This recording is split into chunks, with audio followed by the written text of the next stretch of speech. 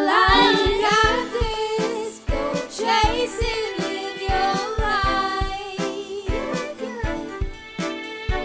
Enlighten you. Let the light shine through. Light. Enlighten you. Just see it through.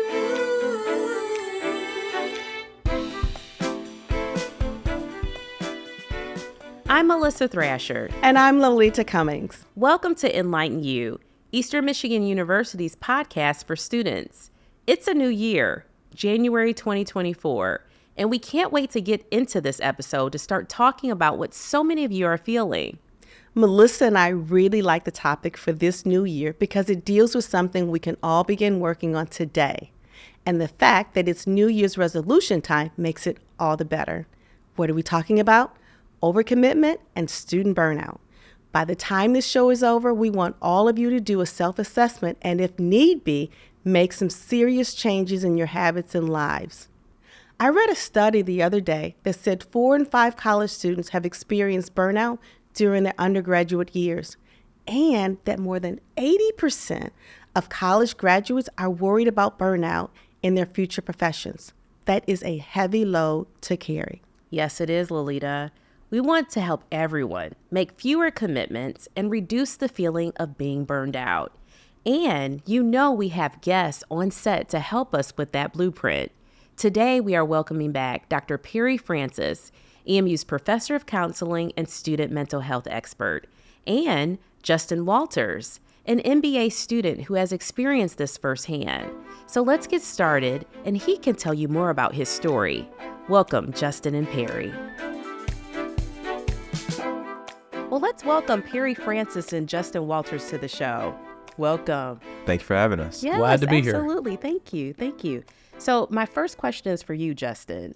I know after talking to you, you told me about a lot of organizations that you were involved in when you first started. Can you tell us about the organizations that you were involved in and what life is like for you right now? Yeah, absolutely. So going back to my undergraduate days, I was really active in a lot of different organizations like student government, Black Student Union.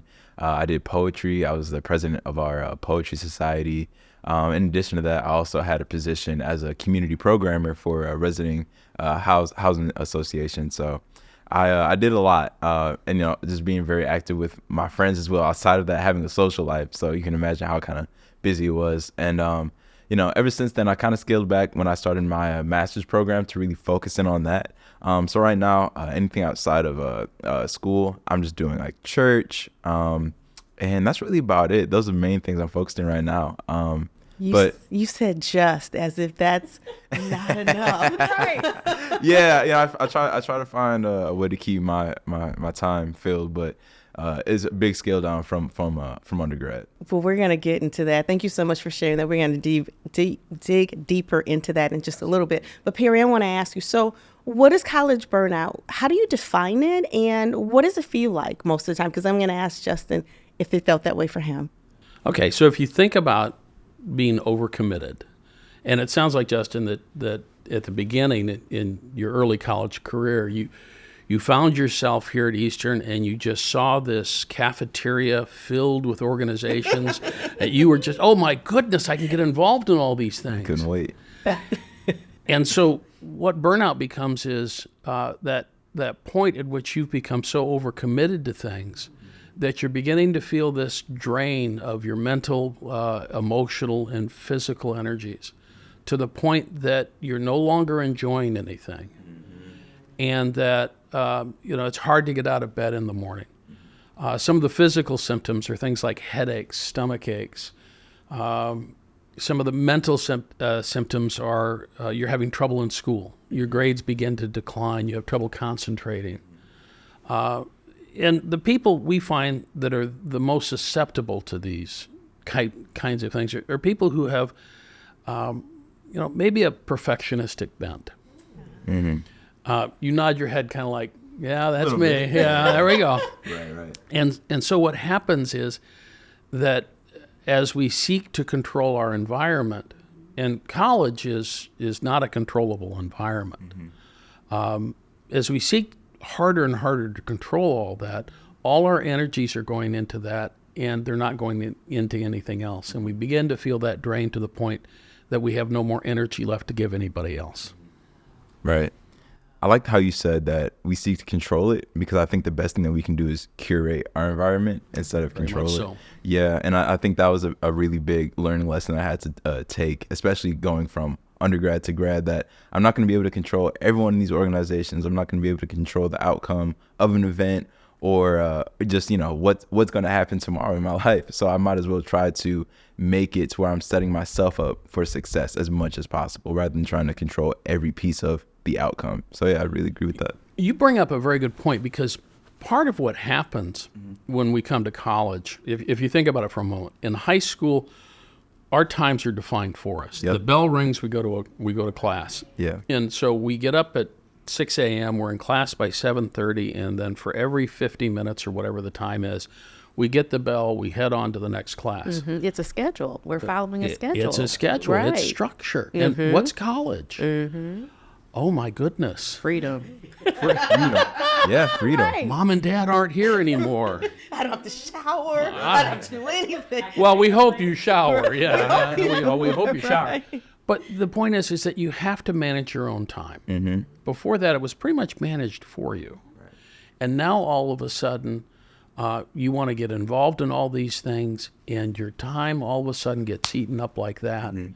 And if you don't schedule it and don't manage your time, what happens is you become overwhelmed by all the responsibilities that you take on, Right. because you've now become president of the Poetry Society, and Student Affairs hands you this list. Oh, by the way, you need to do all these things in order to have your organization recognized by Campus Life and, and everything else that's got to go on.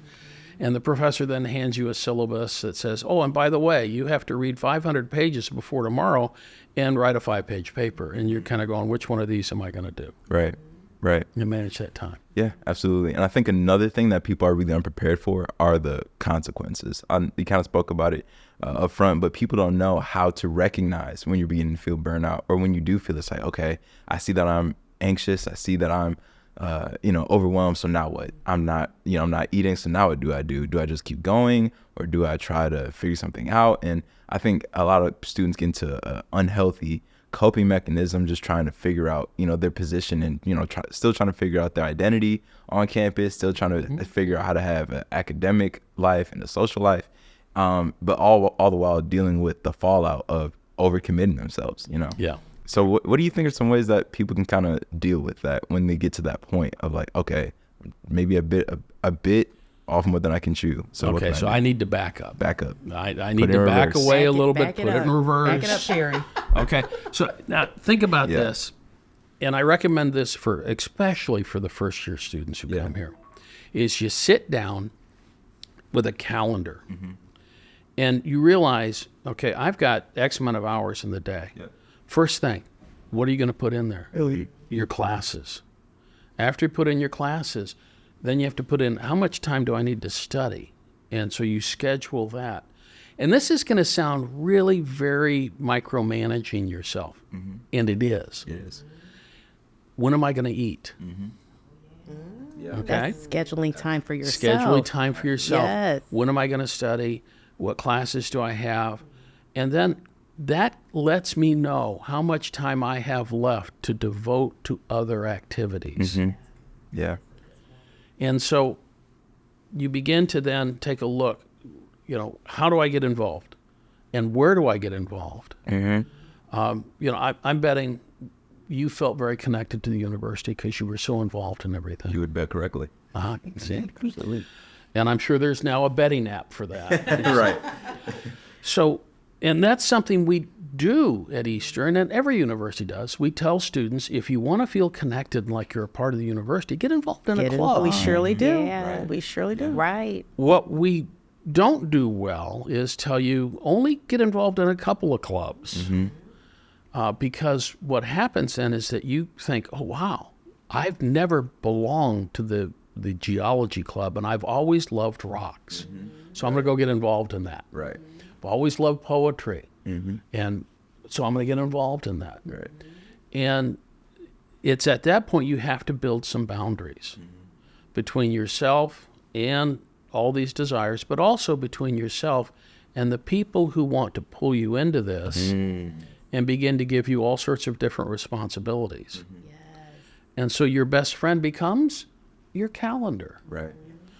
I can't do these things because I don't have time.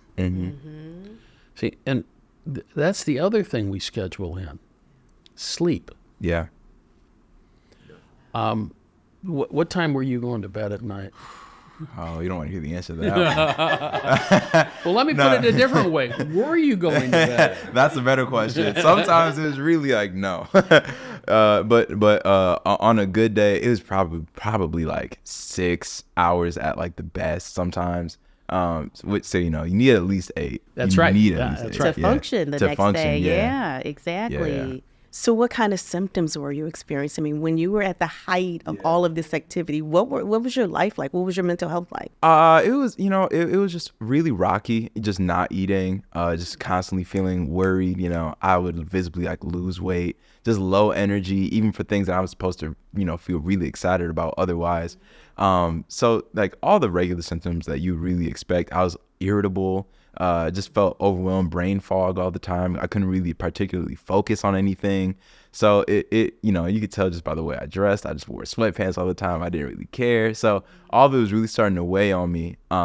And my parents could even hear it on my voice on the phone, like, "Are you sleepy?" I'm like, "Yes." I love it. The eye roll. Yes. Yes. Of course I'm sleeping. Yeah. Don't ask me to do Exactly. Sleeping on Saturday. It reminds me of the vision that I get that I know my son is doing when I'm asking him those same questions. So you just confirmed Right. that for me. Exactly. Yeah. So I got in a rhythm of just let me just keep going. Let me just keep going. And eventually I just couldn't keep going. It's like, I'm pressing on the gas pedal in the car, but there's no gas in the car. So I'm not going anywhere.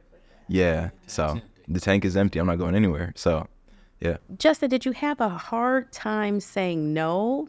Yeah, that was a big part of it, because part of it is, you want to make the most, like Perry said, you want to make the most of your college experience. And that was in the forefront of my mind, thinking that I have this limited time window and I want to try to connect with as many people as I can, make a bigger impact, as big of an impact as I can. And I don't want to let anyone down. Yeah. I don't want to say I'm going to do something and fall short of someone else's expectations. And that's that perfectionism that Pierre Right. mentioned earlier. Right. But when I began to lose myself of that idea, I became so much more free. And you realize that no one really cares as much as you think they do. Things can fall through the cracks and the world will not end. Yeah. So that's a really good point to is. share It is. with other students, because that's exactly, they have the exact same fears. Yeah. That they're disappointing someone, that they need to be perfect. And then they start to feel guilty, do they? Yes. yeah. You start to feel guilty. You start to feel like you're letting people down, including yourself, that somehow I have failed. And so there's this whole idea now that's been going on in counseling and psychotherapy for probably the last 5-10 years of just forgiving yourself, of giving yourself a little grace. And the great question to ask is, if I were counseling myself, what advice would I give? Oh, I love that. Yeah. Yeah, that's So, smart. if I were talking to my best friend, what would I tell my best friend? I mean, think about it. Well, you need to slow down. Yep. Yeah. Take that off your plate. Give somebody else some responsibility. And yet the person who's perfectionistic and feels a tremendous responsibility can't let go of that. And so you asked, how do I know when that's happening? Yeah. Okay. You know when it's happening when exactly those things you talked about. You begin to feel a lack of energy. You begin to feel that what you call brain fog. The other thing is you get irritable. You start snapping at your friends. Right. You feel a sense of failure for the minor things that, like you described, nobody really cares about. Yeah. Okay? Except for you. Right. Right. And so those are all signs that you need to take a step back and reassess what's going on. A great way to do that is just to write down all the things that you're doing and ask yourself, which one of these can I give up? And who can I give it to? That seems like that might be a good point in taking away some of the guilt. So you're not just dropping it, but you're still making sure whatever that is getting done, but it's not by you who's already overwhelmed. Right. Did you ever do anything like that? I think delegation wasn't really my strong suit. I really felt like, it all fell on my shoulders. And I think a part of that too is to detach your identity from your accomplishments or your productivity, because I was not, I found a lot of myself and a lot of my identity, how people identified me was, you're the guy from student government, or you're the guy from this thing or this thing or this thing. I was the mascot for a little bit. So like, you worked in the marketing department. Oh, you're that. And that's how I began to identify myself. And when I would fall short in those areas, I would think, me as a whole, Justin as a whole, is just not living up to what I need to do. But in actuality, it was quite the opposite. It's like by overcommitting myself, I wasn't being true to myself and loving myself and taking care of myself the way I needed to do. That is, and that's really good. You've come to all this without therapy, Justin. Well, no, I went to CAPS now. Okay. I use my There it tools. is. I use my Good. tools. There you go. What There was you go. your turning point then? Yeah. At what point did you say, "Oh my gosh, I can't do this anymore. I'm a man with many titles, and I just want to be Justin right now." Honestly, and I think a lot of people can relate. A great reset, a big reset, was COVID. When everything was really forced to slow down. Sometimes you're not going to slow down until life puts you in a position that you have to, and you have to stop. And you can kind of take a step back and realize, wait a minute, I'm doing all these things, and then it all stopped, and the world didn't fall apart, and I'm still okay. And maybe I should readjust a few things to try. As we were all readjusting to our new work from home, social distancing lifestyle for the 2-3 years, you kind of began to just prioritize things different and really realize that life is bigger than our commitments and our social relationships. It's, we have to foster who we are and really take care of ourselves. We only have one body. So, and that there's power in the word no. Absolutely. I'm hoping you can address that, Barry. Yeah, please. Because sometimes I have trouble saying no. And sometimes I feel like if I'm asked, how was your weekend? Oh, it wasn't mine, but I had a good weekend because I said yes to everything someone asked me. I don't own my weekend. Yes, Yeah, I don't own my I felt weekend, like and I that. say that a lot, and I feel bad saying no. Mm-hmm. How do we share with our students it's okay to say no? So think about what you're asking somebody. I want you to do this because you can do it. And in fact, what you hear is, wow, I'm being lifted up as if, I'm the only person who can do this. And so the question becomes, who else can do this? Mm-hmm.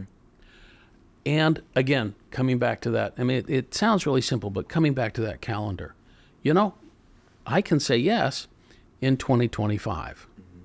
And to be able to say, I just don't have a place in my calendar right now to do this, and I'd really like to be able to ensure that you get the best. So let me think with you of some other people who might be able to do this. That's good. The other thing is, and you really brought it out, is we're not good at delegating because all of a sudden, we've been pointed out and lifted up, and that feels good. That really can be addicting. Yeah. And instead, the power of no and of delegating is being able to lift yourself up in self-care. Mm-hmm. And then the power of delegating, and this is the hard part, is delegating to somebody else and letting go. Mm-hmm. Yeah. Because if you delegate and then choose to micromanage, you haven't let go of it. Yeah. That's really, because we do that all the time. And if someone isn't doing it the way that we would have done it, then we feel worse, right? We feel. Or we get in and try and do it and micromanage This is that true. person and ruin a relationship. Yes. Because Yeah. it's not allowing that person to grow. So that's great information for leadership, Absolutely. for professors, to just let it go and let the other person grow in that space. Thank you for that. And I also like to add, I read in my psychology class, we learned that people can't actually multitask. We're just able to flip between doing one thing and another thing really quickly. So it's like when we have more things on our plate, we're never completely giving 100% of our effort to the things that are most important. We're giving 20%, 20%, 20%, 20%. When, when we feel like, okay, I'm getting all these things done, but really you're making not much progress, not doing much of anything or serving anybody to the best of your ability at that point when you're splitting your attention so much. And to speak to that, Yeah. that's where burnout becomes a huge issue. Yeah. Because as your energy decreases, that 20%, 20%, 20% now becomes 10%, 10%, 10%, Yeah. because my bank is empty. Right. And now all of a sudden, all these things are beginning to deteriorate. But on top of that, so are your studies. And, what is the goal of coming to Eastern? To develop yourself as a person with the education that you can obtain. It's also to develop yourself socially. And you can't do that if you don't have the energy. Right. Yeah. You have to keep the main thing the main thing. Yeah. Yeah, exactly. I had a conversation with my dad when I was kind of going through one of these seasons, and he was like, well, life is like this. Imagine you're juggling glass balls and rubber balls. Your academics, your personal health, these are the glass balls. These are the things that you cannot let fall. But the rubber balls, you can let them bounce and you can pick them back up later. But as long as you keep the glass, keep going, you'll be all right. And he made me really categorize, like, what's the glass balls in your life and what's the things that you can let fall to the wayside for a little bit. I love that. Your dad sounds like a very wise man. Yeah, he's a great guy. Yeah, that's great. So when you decided in COVID, during that time, it helped you to make those decisions. But what criteria did you use to determine what you would keep and what you would delegate or let go of? Yeah, absolutely. When I was thinking about what to keep on my plate, I had to make sure that I first named my essentials, my non-negotiables. That's myself, my academics. Those are the top two, no matter what else happened. And outside of that, if it was something I was really, really interested in, if I would still, for example, doing poetry or being involved in housing, I made sure that I was able to focus on my key responsibilities and not do anything that was above and beyond what I was really supposed to do, so I can focus on my core competencies of what I was supposed to be doing. So that really kind of helped me out, just refocusing what is important. It might not be important to do every to try to run every meeting or to try to go to every event that we're hosting.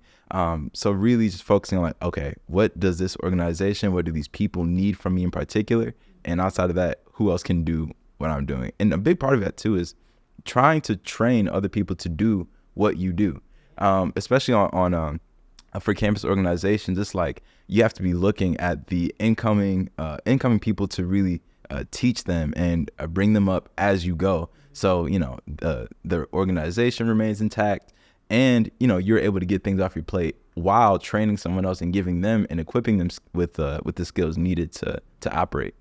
So that was a little bit. That is a very mature and responsible approach. I love that. Yes. And if you think about it for a moment, if you want an organization to thrive, and we all do, we want our clubs to continue on here at the university, and you become so overly involved that it's really about you, when you graduate, there's nobody left behind to take your place. Yeah. So in essence, it's a leader's responsibility to take care of oneself so that they can mentor others and that the organization can go forward. You'll come and go. Right. The organization stays. That's true. And there has to be some peace and comfort in that and knowing that it will sustain itself. I heard a piece of advice that said you have to be able to duplicate yourself. That's the goal. As a leader, you should be able to duplicate yourself. So whatever you're doing well and whatever got you to that leadership position, you should be able to replicate that or sow that seed into somebody else so that when you're gone, they'll be able to, flourish and take that position. Yeah, absolutely. Because you need your degree. Yeah, you do. You gotta get That's that what degree. you came to Eastern Exactly. for, right? You need your degree. You gotta get Yeah. that degree. So it sounds like Justin is talking about healthy involvement. So there's a difference between healthy involvement and overcommitment. Is there a difference? So think about it this way. Healthy involvement has boundaries. And those boundaries allow you to flourish as well as the organization to flourish. So duplicating yourself or making sure that the time that you do have for the organization is optimal, that you're not having split focus. You're thinking about what you have to do here, but you realize that you're also part of this club over here. And so you're bouncing back and forth and you realize that you've got 2 sheets of paper on your desk and you're trying to do right with both hands. over involvement or a healthy involvement has those boundaries that help you focus. Over involvement is, and I know this is going to sound silly, over involvement is getting a tattoo. Okay? I'm now permanently identified with this organization. And so much so that I've given up a part of my body, a bit of my real estate, to be labeled as that. When that happens, you're giving up a piece of your identity and a piece of your goals, a piece of yourself to something that in college you're going to move past, and you're going to continue on into a career maybe as a marketing executive. Whereas, the organization, they've got to be able to move past you. And if you get overly identified with it, I mean, if you think about it for a second, in 10 years, you're going to be gone off on a career. And are you going to have on your resume, I was president of the Poetry Society? Let me show you. That's a really good way of putting that. Yeah. Right. And so your identity, anybody's identity, is evolving. And it grows as you grow older. I'm 67 years old. I've had several identities as I grow through my life. But my core identity is that I'm Perry Francis, and these are the things that I believe in and that I value. And when I start giving up pieces of myself in that for the sake of an organization that needs other leaders beyond me, then I'm over-involved. In the college, it looks like I'm not going to sleep tonight because I've got to get that poster ready for the club and get it posted around campus. Do you remember those days? I do. You almost have to realize that you can't do it all. Yeah. Right? Yeah. There are other people that are willing to help if you just pass the baton. Yeah. And I think that's a part you really have to, you're a bit selfish if you think, and a little bit, I don't want to say conceited, that might not be the word, but I'll just say it right now, conceited for thinking that you can do it all by yourself. You have a bit of an inflated ego if you think you can do it all by yourself. Or that you're the only one who can do it. Right, that you're the you only can one. do it right. Yeah. This, I forgot where I read it, but it was called the superhero syndrome, where you think like, I'm the only one that can do this. I'm the only one that can save the day. I love how you're just standing Yeah, there. exactly. Because I think sometimes, especially leaders, begin to feel like that because of their position, that like I've been chosen, I've been selected, so I am the one that can do all of your responsibilities and all that. But it's like, you have a team. Even Batman has a utility belt, he can't do it by himself. Even Batman has Alfred. Exactly. Right. Right. That is very true. You speak of a wonderful thing, which is involving other people. So one of the identities or identifications of burnout is exactly that. I'm the only one who can do this. And instead, if you think about what a club really is about, it's about bringing people together who share a common desire to do something or to learn about something. You're not the only one in the room. You have 10 other people who have the same desire, and it helps nourish the soul when you interact with those people, rather than being the sole person who's dictating to the people. Yeah. Like you said, developing other leaders who can take your place should you have to leave the room. Right. And that's really important. That is very important. So I'm going to ask both of you this question. How do you say no? How do you... No. That it's that easy for you? Because it's not that easy for It's me. not. I have a really hard time with that. And probably that perfectionism that you're talking about. But I have a hard time with that. How do you... Tell me how to do it. Go ahead. So I think one of the things that helped me is that I stopped having to justify my no. I always felt like I always had to have a very solid reason and give you an adequate And that's me. I'm still there. Like, well, no, and let me tell you why I have to say no. It's not because the X, Y, like when you release yourself of just saying that no is enough. No is a full sentence. So I mean, remember that, right? If you're able just to remember that, and you don't have to justify yourself to anybody about what you need, it helps me really walk in confidence, knowing that I made the right decision, and I don't have to feel bad, regardless of what happens after the fact. If I know that I'm doing the right thing, I've done all my power, and the answer is no, then the answer is no. See, that's a complete answer. Yes. The whole idea of feeling bad after you say no is the idea that I'm disappointing somebody else. Yes. And I don't want to do that. I don't want to be placed in that position. Yeah. In reality, the person you're really struggling with is you. Mm-hmm. And, if the person's disappointed, that's their issue. Yeah. You didn't cause it because you were taking care of yourself. And how can you be a person who is able to participate in the world if you say yes to everything? Right. And you're only giving 20% because the other 80% is getting eaten up by everything else. Right.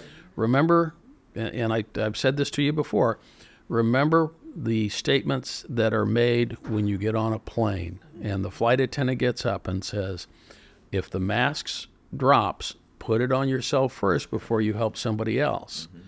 Because the reason is, if you don't put it on yourself first, you're going to faint. You're not going to be able to help anybody else. Mm-hmm. That's true. Right. That is very Yeah, true. you have to put you first. I have a quick question, Perry, and I don't know if it's quick, but how do you know that you're too involved with something, that you should pass the baton and not micromanage the situation? Like it's okay. What are the triggers or, before being too over involved? So as a college student, the thing that you want to identify as over-involvement is when the club takes priority over you or takes priority over your studies. So if I can't get my homework done or I can't get that paper written, or if I'm putting myself and my health at risk for the club, then I'm over-involved. So I got to pull an all-nighter tonight because until 11 o'clock I was doing club business. I did a lot of advising for student government for a number of years. And one of the things I really admired about the student government leaders were they were willing to say, I can't be there because I have a final. And I've got this time designated to study. And so what they were saying to the other people was, we're a team, so who else can pick this up? Yeah. Because I can't right now. Mm-hmm. That's good. I think setting those boundaries for sure is definitely a way. That's a quick litmus test as well, because if you say I have a hard stop, I need to be in my dorm getting ready for bed at 9:30, I cannot do it. Yeah. So and if it's something that's interrupting those very sacred things in your life, I'm gonna go to the gym every day at noon, or I'm gonna eat at these times.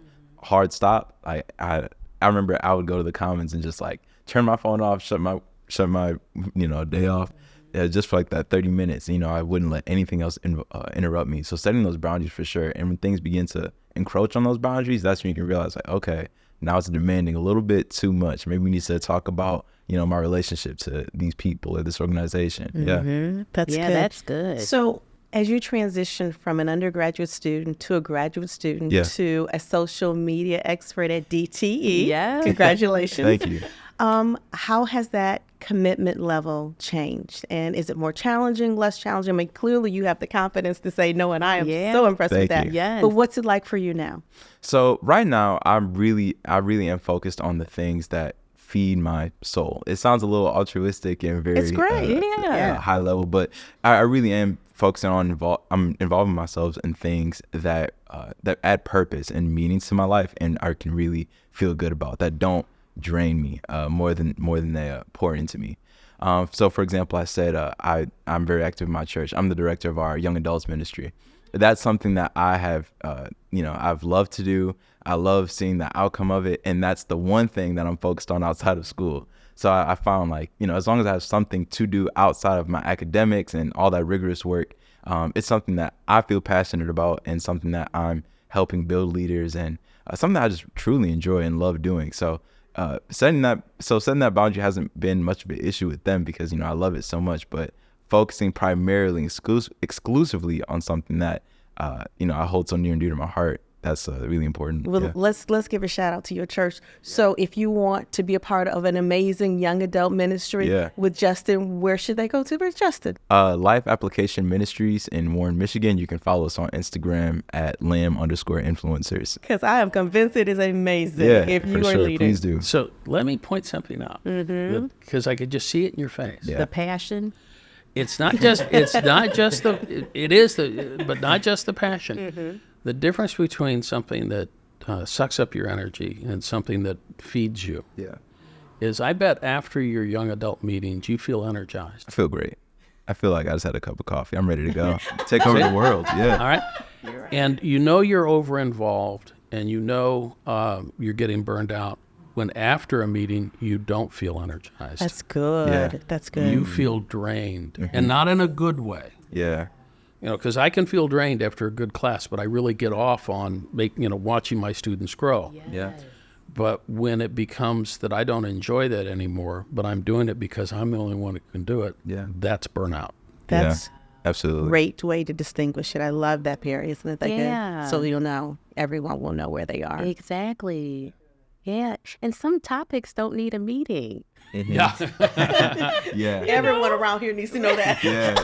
Some things can be an email. Definitely. It's okay to email and ask just the one question. Right. And I think that's okay. Yeah. Absolutely. Yeah. Yes, that's true. Well, as we come down to the end of this, anything else either of you want to add? And of course, Pierre, we're going to ask you about resources because we have Okay, sure. we have to do that. But anything else you want to add? You have been amazing. Well, thank you for having me. I really appreciate Yeah. it, first off. But I would honestly say really prioritize yourself and find something that you can give yourself to that's bigger than you.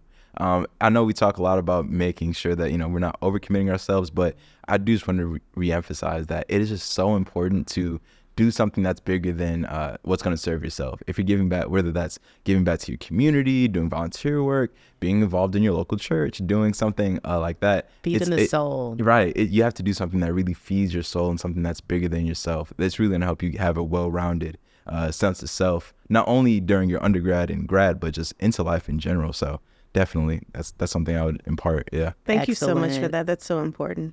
So your resources, Yeah. if you think about it, you want it physical, mental, spiritual. Mm-hmm. Okay, so your physical resources, you have a wellness center and you have a top-notch activities gym Yeah. that the students pay a student fee for. You've paid for it, why not use it? Exactly. The mental aspect of it, the psychosocial. You have counseling and psychological services, which is the counseling services for the students. And then you have two others, because CAP sometimes gets overwhelmed. You have the counseling training clinic, which I run in the first floor of Porter, where we provide psychotherapy using our advanced graduate students and supervised by us, the faculty. And then you have the community behavior health clinic, which is run by the psychology department, and it's their counterpart to our clinic, where they provide psychotherapy services. The spiritual help comes from what definition you decide spiritual means to you. For some people, it might be a hike in the woods. For other people, it might mean going to church. Yeah. And feeding the soul. One of the things we know about getting outside is that it is a chance to decompress and we call it recreation, but we're talking about recreation of the person out there where they can just be with themselves and with whatever higher power feel they like. connected, And right? feel connected. Yeah. And recharge. Oh my goodness. Spiritual and physical Yes. resources and need to recharge. That's great. I've learned so much on this show. I know we always say we learn so much, and this Yes. has been no exception. I definitely have. I'm gonna work on that whole note thing. I for can't sure. wait to buy I know, my- I know where that comes from, and I'm gonna work That- on that. And I can't wait to buy my calendar. Yeah. Yes. I will keep a schedule. Yes. Because I need it. Yes. Yeah. Well, thank you both so much. It has been our pleasure to Absolutely. have you. And again, I mean, you've taught us, you've taught the students, and we appreciate you being a part of our effort to improve the wellness of all the students, not just at Eastern, but everywhere. So thank you so much. Thank you all so much. Thank Been a you. pleasure. Lolita, that was such a great show. It was. Again, we learned so much, and I'm so excited that our students can take away some rich information.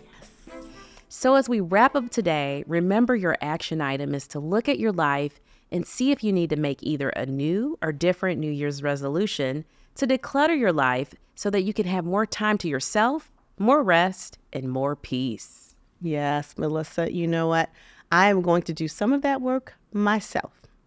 Now that we're nearly done, remember, if you'd like to join us here at the table, or if you have a mental health area you'd like us to cover, please email us at the address on the screen. And finally, if for any reason you feel like you need immediate mental health support, please remember you can call or text 988. That's 988. And immediately you will be connected to the mental health professionals at the Suicide and Crisis Lifeline. Please don't hesitate. Get the help that you need. Be safe, and we will see you soon.